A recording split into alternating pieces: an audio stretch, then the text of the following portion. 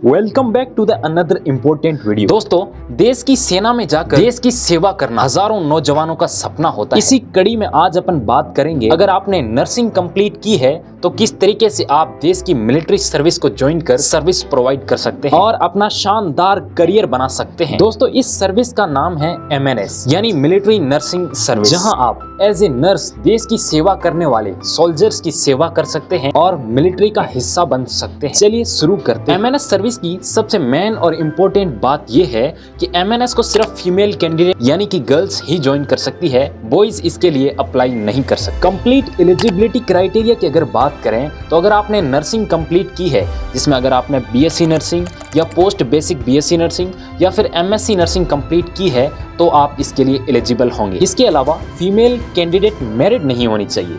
Female candidate unmarried, divorcee, legally separated या फिर कोई विडो यानी विधवा हो सकती है, लेकिन मैरिड नहीं होनी चाहिए। इसके बाद अगर एज लिमिट की बात करें तो यहाँ एज लिमिट मिनिमम 21 साल और मैक्सिमम 35 साल अगर आपकी उम्र है तो आप इसके लिए अप्लाई कर सकते हैं। यहाँ अगर वर्क फील्ड की बात करें तो देश के जितने भी आर्म्ड हॉस्पिटल हैं वहाँ आपको as a nurse service provide करनी होती है, जहाँ पर सोल्जर्स और सिविलियंस का ट्रीटमेंट और नीडिंग केयर प्रोवाइड करनी होती है। इसके बाद अगर MNS के सिलेक्शन प्रोसेस की बात करें तो यहाँ 3 स्टेप आते हैं, जिसमें नंबर 1 है एग्जाम। जैसे ही आप MNS की वैकेंसी रिलीज होने के बाद फॉर्म फिलअप करते हैं, उसके बाद आपको एग्जाम देना होता है। यह एग्जाम CBT मोड में होता है। इस एग्जाम को NTA यानी नेशनल टेस्टिंग एजेंसी के द्वारा कंडक्ट करवाया जाता है और इस एग्जाम के अंदर आपको MCQ यानी मल्टीपल चॉइस क्वेश्चंस पूछे जाते हैं और इस एग्जाम में कोई भी नेगेटिव मार्किंग नहीं होती, यानी आप कितने भी क्वेश्चन गलत करें आपको नेगेटिव में कोई भी मार्किंग कट नहीं किए जाएंगे। और इस एग्जाम में क्वालिफाइंग मार्क्स 50% रहेंगे,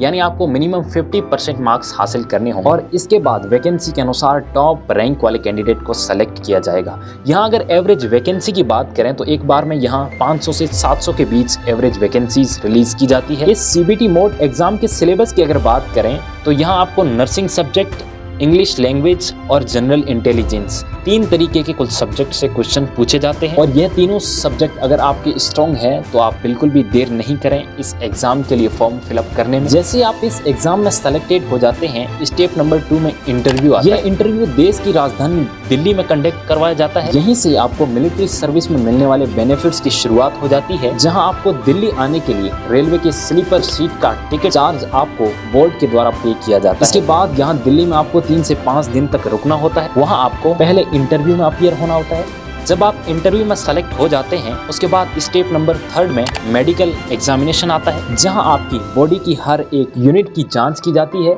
जिसमें वेट, हाइट, चेस्ट की जांच की जाती है। इसके अलावा चेस्ट एक्सरे, एब्डोमेन की USG, इस तरीके के कई और प्रोसीजर किए जाते हैं और यह पता लगाया जाता है कि आप मेडिकली फिट है या नहीं। अगर आप यहां से मेडिकली फिट होते हैं तो आपकी ज्वाइनिंग का रास्ता बिल्कुल साफ हो जाता है और फाइनल मेरिट आने के बाद आपको आर्म्ड हॉस्पिटल्स के अंदर आपको ज्वाइनिंग दी जाती है, जहां आपको आर्मी, नेवी और एयरफोर्स के जितने भी सोल्जर्स हैं उनकी इन हॉस्पिटल्स में रहते हुए केयर करनी रहती है। जैसे ही आप इस सर्विस को ज्वाइन करती हैं, आपको यहाँ सीधा लेफ्टिनेंट पद दिया जाता है, यानी एंट्री करते ही आप लेफ्टिनेंट बन जाती हैं। इसके बाद आपका शानदार प्रमोशन होता है। जैसे ही आप इस सर्विस पर 3 साल कंप्लीट करती हैं, उसके बाद आपको कैप्टन बना दिया जाता है। इसके बाद जैसे ही आपके 8 साल कंप्लीट होते हैं तो आपको मेजर बना दिया जाता है। ये सारी रैंकिंग होती है मिलिट्री के अंदर, यानी इस सर्विस को ज्वाइन करने के बाद आपका शानदार प्रमोशन देखने को मिलता है। इसके बाद अगर इस सर्विस पर रहते हुए सैलरी की बात करें तो एज ए लेफ्टिनेंट रहते हुए आपको 7th पे कमीशन के अकॉर्डिंग आपकी बेसिक सैलरी लगभग 56,000 रुपये से लेकर 1,70,000 रुपये तक होती है। और अगर एवरेज बेसिक सैलरी की बात करें तो यहाँ स्टार्टिंग में आपको 75,000 एवरेज बेसिक सैलरी दी जाती है, जो कि काफ़ी शानदार सैलरी है और यह सैलरी टाइम के साथ बहुत ही शानदार तरीके से आगे बढ़ती रहती है। इसके अलावा आपको DA यानी डियरनेस अलाउंस गवर्नमेंट रेट के अकॉर्डिंग दिया जाता है और MSP यानी मिलिट्री सर्विस पे भी दिया जाता है, जो कि 15,500 रुपये पर महीने का होता है। इन सब को मिलाकर आपकी सैलरी 90,000 से लेके 1,00,000 रुपए स्टार्टिंग सैलरी हो जाती है और इसके बाद यह सैलरी बढ़ती रहती है। इसके बाद अगर अदर बेनिफिट्स की बात करें तो यहाँ आपको रहने के लिए अकोमोडेशन सर्विस प्रोवाइड की जाती है मिलिट्री बोर्ड के द्वारा। इसके अलावा आपको राशन के लिए पूरा खर्च मिलिट्री के द्वारा दिया जाता है।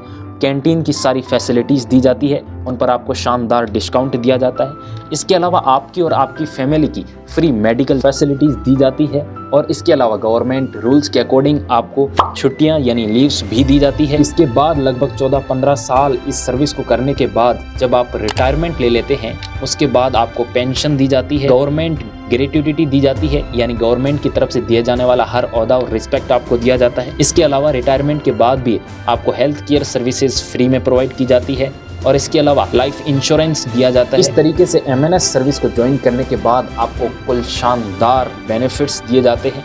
दोस्तों, उम्मीद करता हूँ आपको यह वीडियो और ये इन्फॉर्मेशन अच्छी लगी होगी। इस इन्फॉर्मेशन को अपने दोस्तों के साथ शेयर ज़रूर करिएगा और आपका इसके बाद भी कोई भी डाउट कमेंट बॉक्स में ज़रूर बताइएगा। धन्यवाद। जय हिंद।